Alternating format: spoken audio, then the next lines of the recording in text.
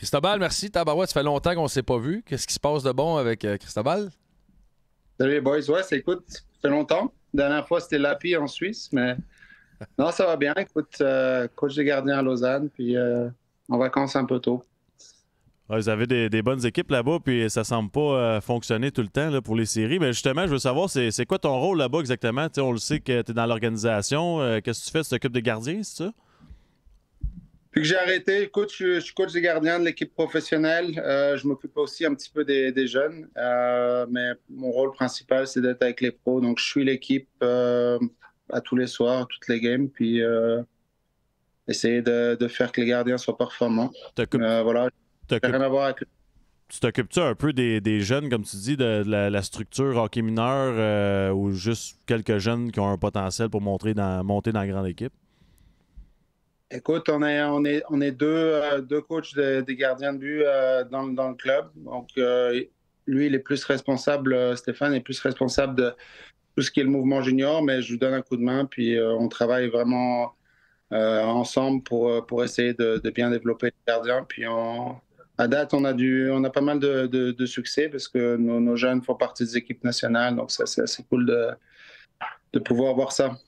Est-ce que c'est quoi le but en arrière de ça? C'est-tu juste de continuer comme ça ou tu veux monter puis essayer de tomber en chef ou tomber GM ou autre? Écoute, mon plan de carrière, j'ai pas vraiment de plan de carrière pour l'instant. C'est assez plate comme ça, mais c'est vrai que quand j'ai arrêté, je voulais continuer dans quelque chose que je maîtrisais, donc les gardiens de but, puis essayer de rester au même endroit. Si tu veux être coach en chef, tu dois partir, tu dois bouger. Moi, j'ai assez bougé dans ma vie, puis je voulais rester un petit peu au même endroit. Donc, c'est un peu le prix à payer quand tu veux faire ça. Tu dois trouver un job qui est un peu plus stable.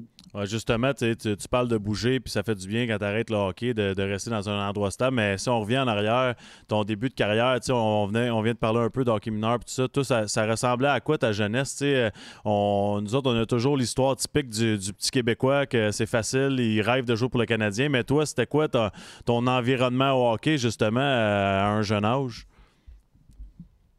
Ben, moi, je pense que j'ai grandi un petit peu comme vous. Moi, j'étais passionné de hockey. On jouait dans la rue, on ramenait des gars du quartier qui connaissaient pas forcément le hockey, puis on se retrouvait à 10 à jouer dans la rue, un peu comme des Canadiens. C'est la seule différence, c'est que moi, j'ai pas eu vraiment tout le parcours que le jeune Canadien a à faire, à passer les étapes, à avoir être cuté à droite, à gauche, puis à rebondir, essayer d'avoir une nouvelle chance. Je pense qu'il y a le parcours au Canada est beaucoup plus dur, mais moi, mon développement, quand j'étais jeune, je voulais juste jouer pour mon équipe, ma hometown, Grenoble. Puis chaque année, j'avais des nouveaux objectifs. C'était aller avec l'équipe nationale, gagner le championnat. Enfin, je veux dire, voilà, j'ai fait step by step, mais pour moi, la Ligue nationale, ça n'a jamais été quelque chose dont j'ai imaginé même. C'était un rêve au fond de ma tête, mais très, très loin. Et voilà, j'ai fait des petites étapes. Bien sûr, mon passage en Suisse, quand j'étais jeune, à 21 ans, ça m'a aidé. Gagner les championnats, ça m'a aidé. L'équipe nationale, ça m'a aidé à être au championnat du monde. Là, il y a des scouts qui commencent à regarder. Hey, c'est qui ce gars-là? Et tout ça, voilà, ça a pris du temps pour moi. Mais quand je suis arrivé en Amérique du Nord, ben, j'étais reparti à scratch. Hein. C'était parti à zéro. Mais Donc, parcours un peu différent. quand vous étiez jeune, dans le fond, il n'y a pas personne qui dit « Moi, le Canadien de Montréal, c'est mon équipe » ou les Pingouins, là, c'est vraiment Grenoble puis les équipes de la Ligue Magnus. Là. Ben, tu sais, je suis assez vieux. À l'époque, il n'y avait pas d'exposition de la Ligue nationale à la télévision. Ça a commencé C'est vrai. au milieu des années 90 pour la France. Donc, c'est vraiment là où on a regardé. Moi, j'ai eu la chance de faire le tournoi. Puis oui, c'est là où ça a aussi ouvert mes yeux. Quand tu as 13 ans, tu te retrouves au vieux forum, puis quand on va voir la pratique, il y a Patrick Roy, et puis là, c'est là que ça m'a ouvert les yeux, puis que j'ai commencé à avoir un peu des étoiles dans les yeux, puis à rêver vraiment au fond de ma tête à ça, mais c'est un chemin un peu plus long. Mais le déclic s'est fait quand, Cristobal, justement, que tu t'es dit, OK, là, je veux jouer dans la Ligue nationale de hockey, puis je me prépare puis je commence à m'entraîner pour aller là? Quand je suis arrivé en Suisse, là, c'est la première fois que j'avais un coach des gardiens, je me suis vraiment bien entraîné l'été. Vous savez très bien que je n'aimais pas ça trop. On est deux. Mais, là, tu n'avais pas le choix. J'étais comme un porc. Puis Lapi, il connaît ça. En Suisse, c'est quand même un poste où il y a des responsabilités. Puis j'étais quand même jeune, mais donc là, je me suis vraiment plus entraîné. Tu dois assumer ton statut d'import. Et puis on a gagné, donc c'est là où les scouts sont venus. Et c'est à ce moment-là que je me suis dit, peut-être j'ai une chance. Je me suis fait drafter late pick. Là, il n'y avait plus assez de joueurs dans le monde. Mais là, la transition, je veux savoir, tu vis ta petite vie relax, comme tu dis, tu es chez toi, tu joues dans la rue avec tes amis au hockey, tu fais une grosse transition, tu arrives à Lugano, tu performes, tout va bien. Mais là, le prochain step, c'est Lugano, Los Angeles. T'sais, on s'entend que c'est quand même immense là, pour un gars qui vivait une petite vie paisible. Ben, pas tant que ça. Moi, à cette époque-là, j'étais assez sûr de moi. Puis en Europe, j'avais fait pas mal de choses. Enfin, j'étais assez connu en Europe, pas aux États-Unis, pas en Amérique du Nord, mais donc je me suis préparé. Cet été-là, c'est peut-être l'été où je me suis le plus préparé pour aller à Los Angeles. Ça, c'est clair. Donc j'étais vraiment en forme. Et puis je t'ai dit, j'ai reparti à zéro et ça m'a aidé d'être en forme, de pouvoir mentalement puis physiquement être prêt pour le camp et faire une bonne première impression. Mais hors glace, tu sais, parce que je me rappelle, moi, quand je suis arrivé en Europe, c'est quand même un choc culturel. Tu sais, t'arrives faire ton épicerie, c'est pas la même chose. La voiture, c'est pas la même chose. Toi, quand t'es arrivé Quand tu joues en Brie Piotta, puis le lendemain, t'es au Staples Center. Ouais, c'est ça. Il y a quand même une petite différence. Non, c'est sûr, mais j'avais fait le camp des recrues, même si j'avais déjà 25 ans, mais j'avais fait le camp des recrues une année avant avec un autre joueur suisse. Donc j'avais pu tester tout ça. Le problème, c'est que nous, on connaît plus facilement l'Amérique du Nord que vous autres, la Suisse ou l'Europe. On a plus tendance à aller voyager là-bas. Donc c'est pas quelque chose qui est dérangeant. On s'acclimate facilement à aller en Amérique du Nord. Peut-être plus que vous autres. Est-ce que tu as fait... vas-y, excuse. Non, vas-y. Est-ce que tu as fait toutes les combines, puis est-ce que tu as fait les rencontres avec des équipes avant le repêchage, ces choses-là, ou du tout, t'étais-tu présent au draft?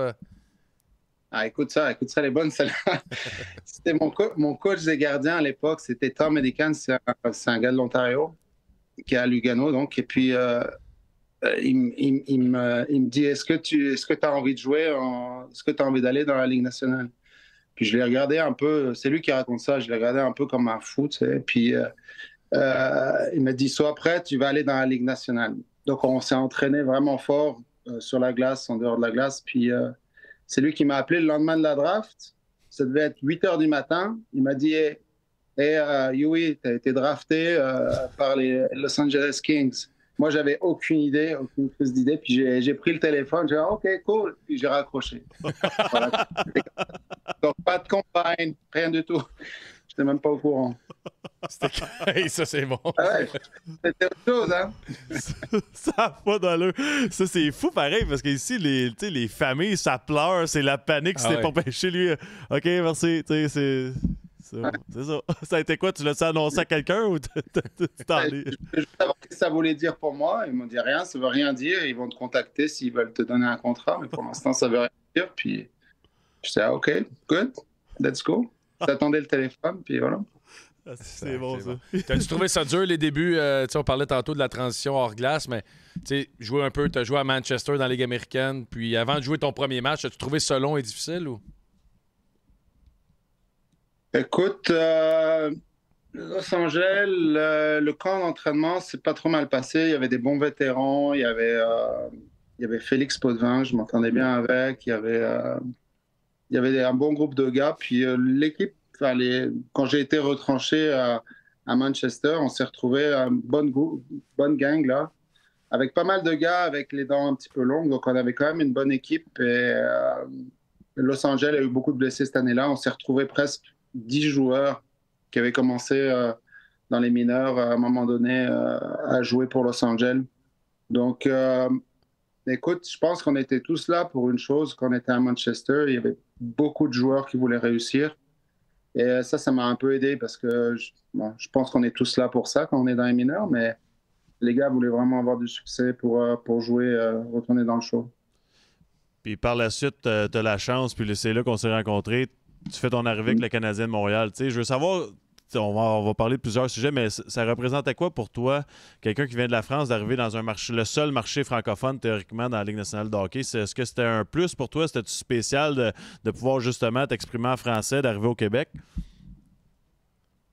Ben, comment on se fait échanger? Je pense que vous êtes fait échanger les deux à un moment donné. Souvent, oui.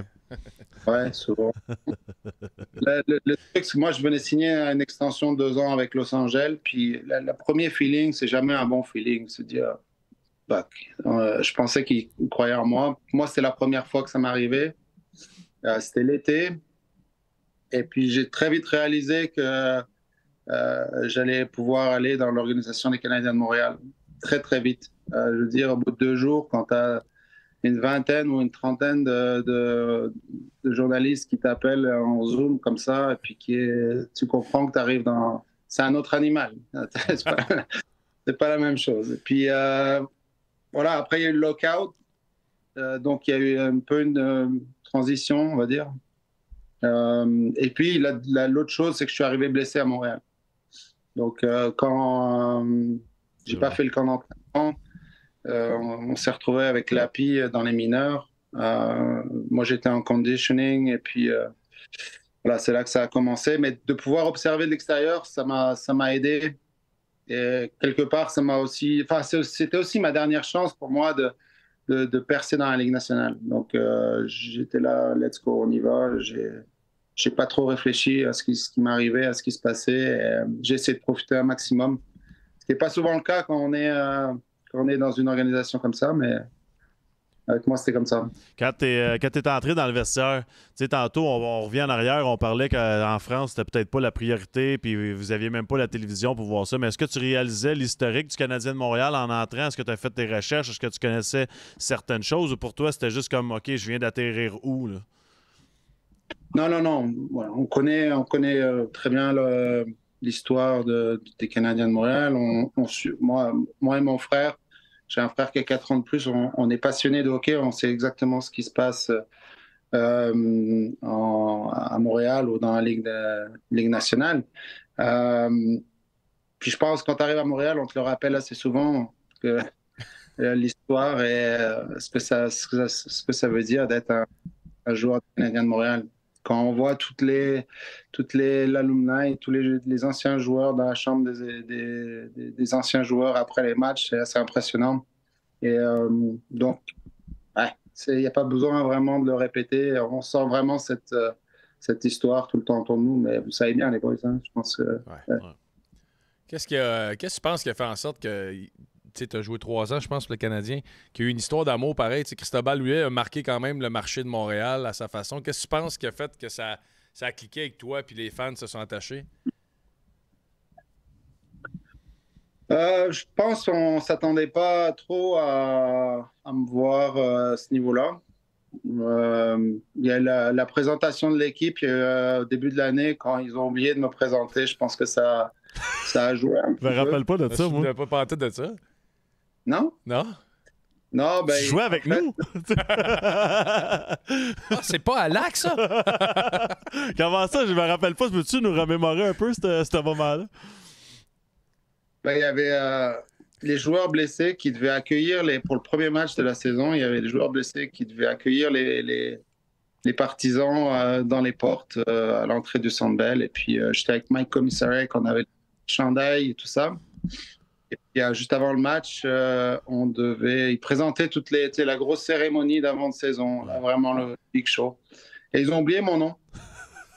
Ils m'ont pas présenté parce qu'il y avait j'étais vraiment pas avec l'équipe. Je venais juste d'arriver de Suisse. Je venais de me faire les ligaments croisés du genou.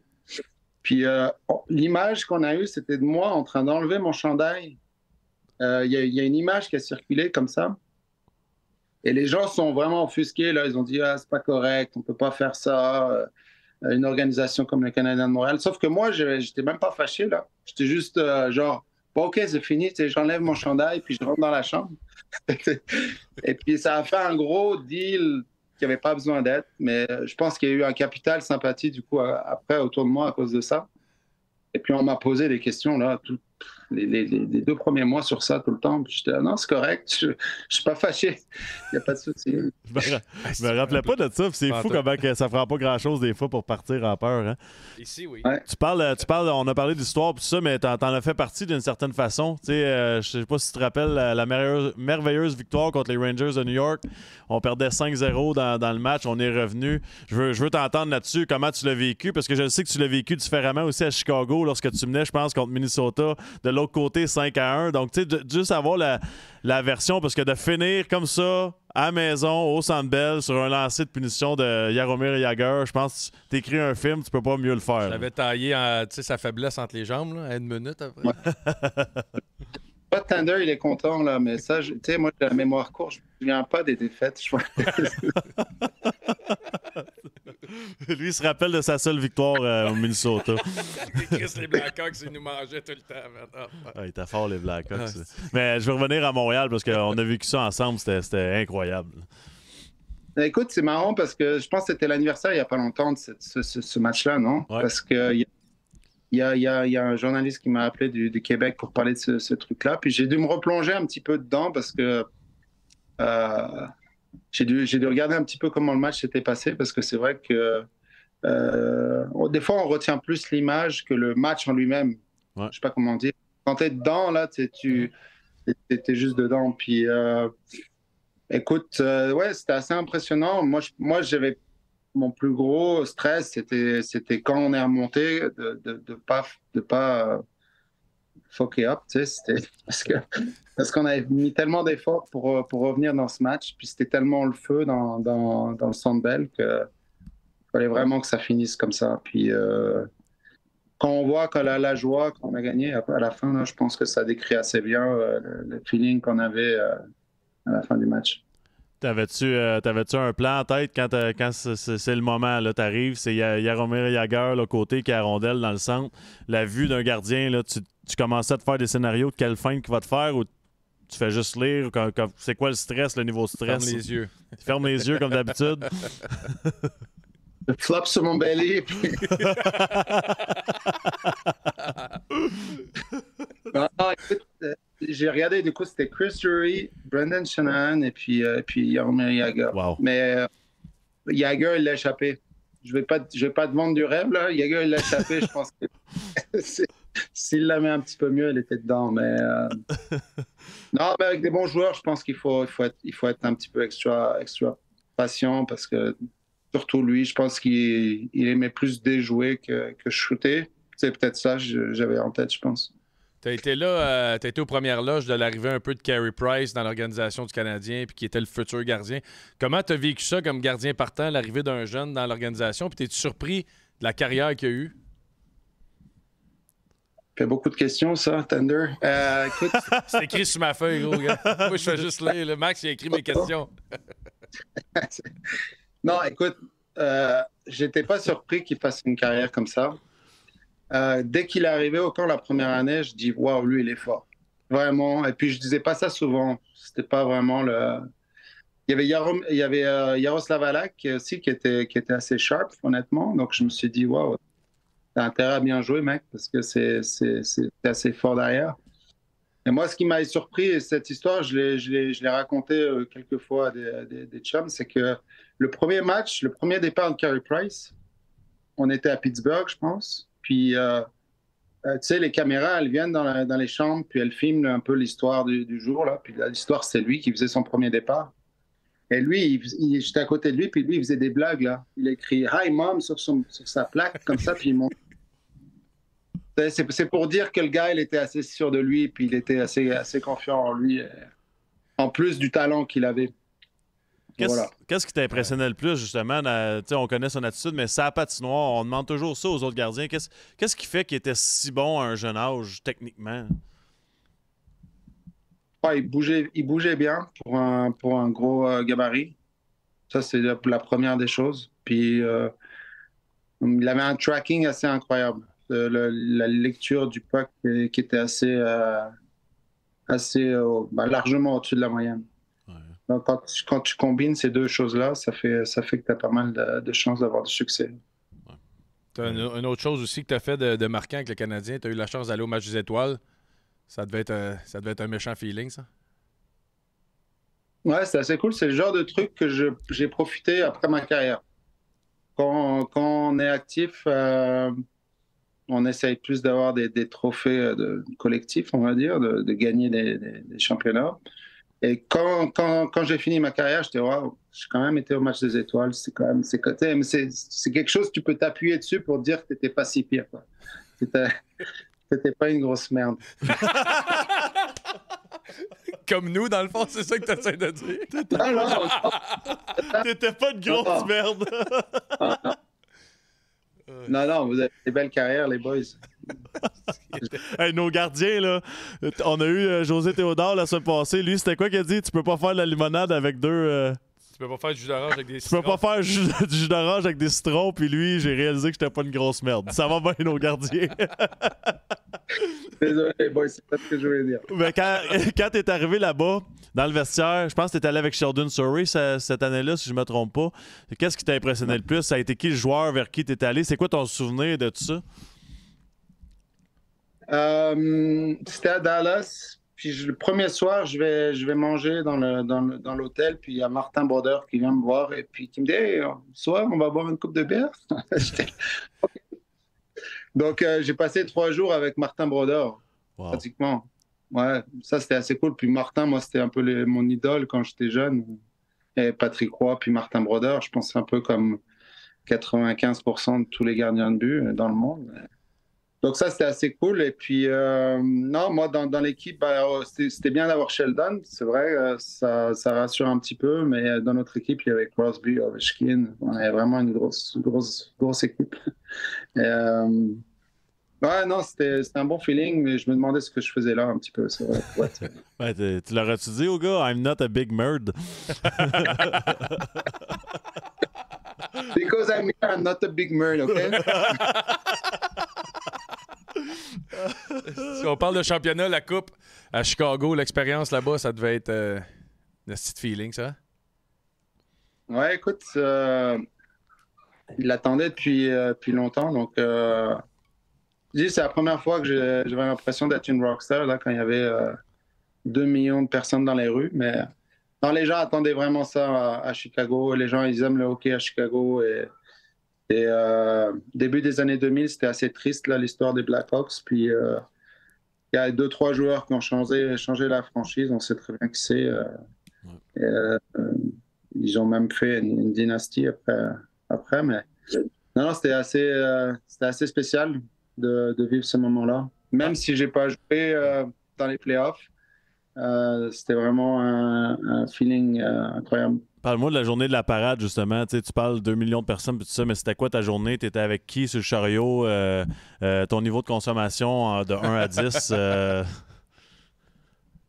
Écoute, j'avais des enfants, mais j'avais réussi à prendre soin de ne pas manquer la fête toute la semaine. Donc, mon niveau était assez élevé, consommation. Ah non, écoute, c'était assez cool. Je crois qu'il y avait 2 ou 3 bus, les bus de touristes, là. Puis les gens qui s'accrochaient sur les murs, ouais, c'était assez incroyable. Il faisait très chaud. Il y a des gens qui s'évanouissaient, qui étaient restés toute la journée là, dans la rue, en plein soleil. Il y avait une bonne gang de gars qui savent bien profiter aussi dans l'équipe. Donc, on a vraiment eu du fun. Alors, ça devait... un marché comme ça, en plus, le tabarouette. On lisait, on regardait tes affaires, tu sais, puis on parle de comment tu as marqué, gagné la Coupe Stanley, mais tu sais, comme deuxième Français à jouer dans la Ligue nationale, premier à aller à un match des étoiles, premier à gagner une Coupe Stanley. Tu réalises-tu aussi à quel point tu as marqué chez vous le hockey français?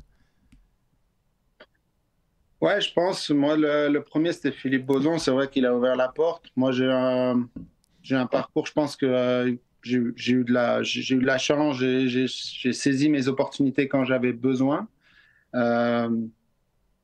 Mais c'est vrai que quand je retrouve le parcours, c'est vrai que c'est vraiment idyllique quoi, ce qui s'est passé pour moi. J'ai vraiment eu beaucoup de chance de pouvoir faire tout ça. Le match des étoiles, honnêtement, c'était les partisans de Montréal qui ont voté. C'était aussi, c'est pas objectif comme sélection, mais d'avoir pu jouer si longtemps dans la Ligue nationale, d'avoir pu gagner la Coupe Stanley, c'est ça. Donc, je suis le plus fier. Puis, c'est clair je pense qu'il y a pas mal de gens en France qui ont regardé un petit peu ce parcours-là. Maintenant, il y a eu Antoine Roussel, Pierre-Édouard Bellemare qui ont joué beaucoup de matchs dans la Ligue nationale maintenant, qui sont établis, qui font vraiment des belles carrières. Donc, c'est vrai que j'espère qu'il y en aura d'autres derrière qui vont aussi venir grâce à eux maintenant. Puis, ça va donner des idées aux jeunes Français. Ça représente quoi?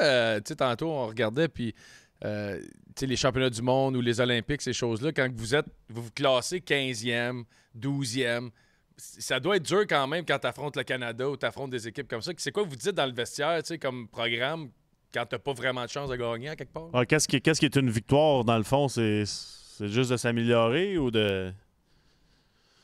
Moi, il y a des relégations. Donc, chaque année, l'objectif, pour la France, l'objectif, c'est d'aller aux Jeux Olympiques. À l'époque, les Jeux Olympiques, il y avait 12 équipes. Maintenant, je pense que c'est raccourci un petit peu. Ouais. Maintenant, c'est pas 8 ou 10. Parce que la visibilité du sport est vraiment efficace pour les Jeux Olympiques en France. C'est la télévision nationale et puis c'est là où ça a permis de développer un peu le sport. Mais les championnats du monde, il y a des relégations. Donc, pour nous, c'était chaque année éviter les relégations. Quand on a eu vraiment une bonne équipe avec... quand j'étais encore un peu capable de jouer, il y avait Bellemare, il y avait Roussel, il y avait Stéphane Dacosta, il y avait Ovitou, on avait une génération qui arrivait à maturation. Là, on a fait les quarts de finale. On avait battu moi, je pense qu'on avait battu le Canada.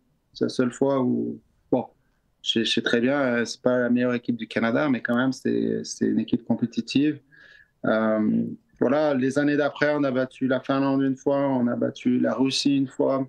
Ça, c'était nos exploits à nous, c'était notre Coupe Stanley. Et, ouais, mais en général, c'était éviter d'être relégué. Et puis, gagner le bon match, surtout gagner juste le bon match qu'il fallait. Le hockey français en ce moment, comment ça va? Est-ce qu'on est en évolution? Est-ce qu'on a atteint un plateau? Est-ce qu'on s'en va vers le bas? C'est quoi ta vision des choses en ce moment? J'ai une vision un peu extérieure parce que je ne vis pas en France, mais je crois qu'il y a certains clubs qui font des bonnes choses pour développer des bons joueurs de hockey. On a des bons joueurs de hockey. À un moment donné, il manque un petit peu de compétition. La compétition que tous les week-ends vous avez au Canada, les Français, pas forcément. Okay.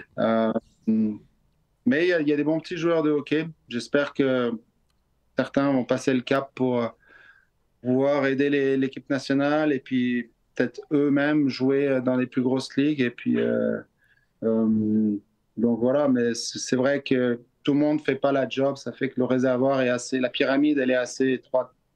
On va dire ça. On parle de hockey mineur. Tu as vécu en 88. Toi, tu étais allé au tournoi Pee-Wee de Québec. Puis là, je pense que c'est ton fils qui était gardien pour l'équipe de Suisse romande. Ça devait être, ça devait être le fun dans ta barouette aussi de voir ça. Les deux sont allés.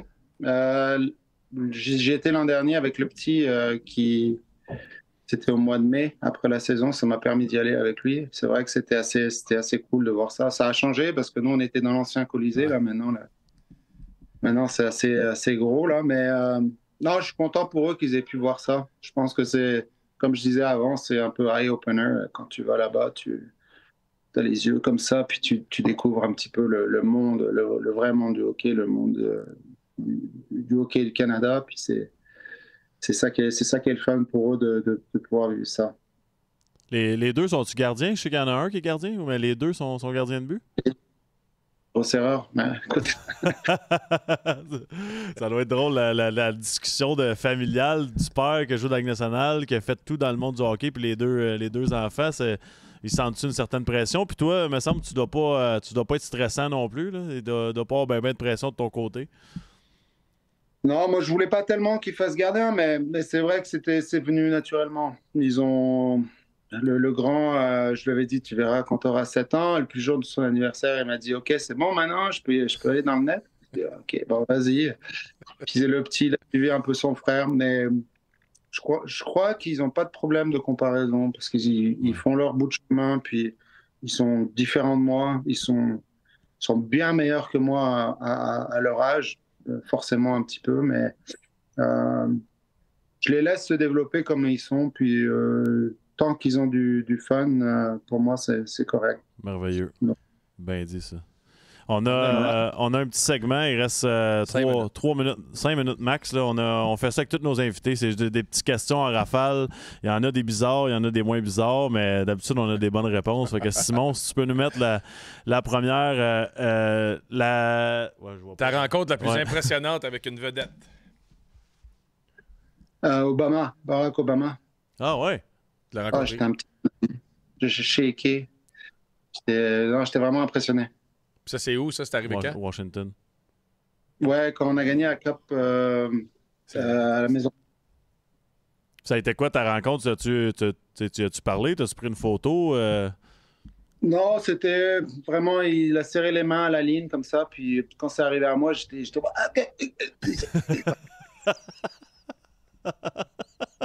Non, je m'attendais pas du tout à ça, mais j'étais vraiment impressionné. Ouais. Ah ouais, hein? C'est surprenant pareil. Prochaine question, Simon. Comment tu as dépensé ta première paye? Ta première vraie paye là, dans le monde professionnel? Moi, j'ai pas eu de signing bonus comme vous autres, là. Donc... Non, je pense que j'ai pas... Écoute, j'ai gagné de l'argent assez jeune, mais c'était meal money un petit peu, puis j'étais chez mes parents, donc j'ai pas fait d'excès quand j'étais jeune. J'ai pas eu assez d'argent pour faire d'excès assez vite, donc j'ai pas idée, mais quand j'ai signé un gros contrat, là, j'ai acheté des belles voitures. Là. Voilà. Quand j'ai arrivé à... Voilà. C'est gâté. Comme ça? Voilà. C'est fait pour ça. C'est ça. Simon, exactement. Next, ta première brosse? Première brosse? Pas à dents. Brosse, c'est, pas à cheveux, pas à brosse, pas à dents. Une brosse, une virée où est-ce que tu as bu beaucoup d'alcool. Une virée mondaine. La tournée des Grands-Ducs. Première brosse? Ah, j'en ai une qui est pas belle, mais je pense que j'étais en vacances avec ma mère. Et puis, mais j'étais jeune, hein, vraiment jeune. Puis, j'avais vomi partout. Puis, c'est elle qui m'a réveillé le matin. Puis, elle était assise, les bras de même, comme ça. Puis, elle m'a dit, hey, maintenant, t'es un homme, maintenant? Tu penses que t'es un homme? Voilà, c'était ça, première brosse. T'avais quel âge? Ouais, c'est pas ma première brosse, mais pour elle, c'était ma première. Je pense que je devais avoir 15 ans. Tu penses que t'es un homme. C'est que c'est bon. Simon, prochaine question. Ta plus grande phobie? Plus grande phobie? Ah, les serpents. J'aime pas ça. Ouais, j'aime pas. C'est trop rapide. Je contrôle pas. C'est froid. Alors, donc, non, merci. Ouais. Next one. Ta pire job étudiante? As-tu déjà eu une job avant de jouer au hockey? Non, j'ai pas eu vraiment de job étudiant, honnêtement. Non. Il ramassait du vomi pour les jeunes qui faisaient le party puis qui pensaient qu'ils étaient devenus des hommes. Non, mais écoute, j'étais à l'université jusqu'à 21 ans, 22 ans même. Donc je jouais au hockey puis à l'université. Donc, j'ai pas eu le temps vraiment de travailler. Ma première job, c'était de jouer au hockey, mais c'était meal money un petit peu. Ouais. T'es étudiant à quoi à l'université? J'ai fait l'université de sport à Grenoble.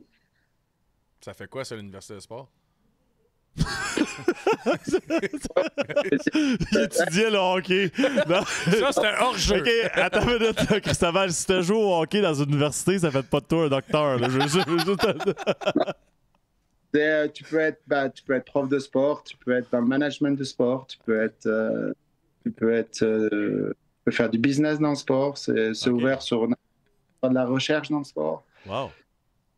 C'est une base pour faire plein de choses, des milieux liés au sport, mais il faut être un sportif pour faire ça. Il faut passer un cut sur certaines... Il faut avoir des notions vraiment de sport et puis savoir pratiquer ce sport-là. Enfin, c'est sport. Dans tout, on parle les Olympiques, championnats du monde, la Coupe Stanley. L'expérience la plus impressionnante, c'est pas obligé d'être que toi, tu as vécu. Tu es peut-être allé voir un match de football. C'est quoi l'expérience qui t'a marqué le plus?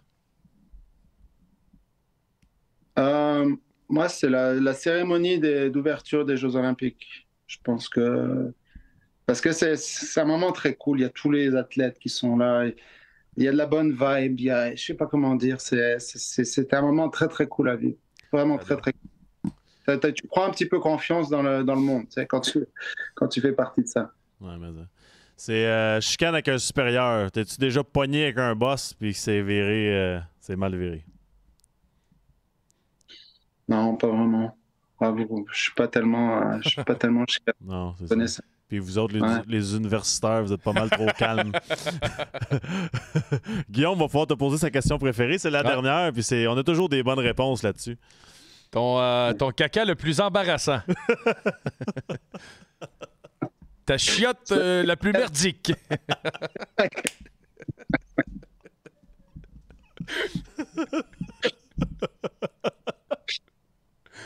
C'est une vraie question.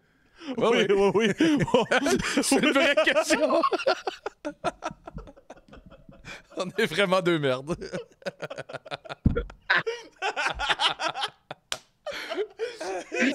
C'est une vraie question, oui. Il y a une histoire comme ça. C'était avec une femme, on est allé faire du ski. Puis lui, il fallait vraiment qu'il aille aux toilettes. Puis quand on est remonté sur le télésiège, il dit j'avais vraiment besoin. Puis depuis le télésiège, on voyait son shit qui était dans la neige.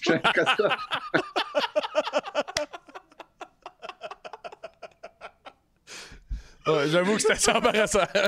Il est là, gars. C'est qui a fait ça? C'est qui a fait ça? Je peux pas dire. Ah, OK. Sacré Joanne Calville. Esti de Patty Kane. Il a chié dans la neige.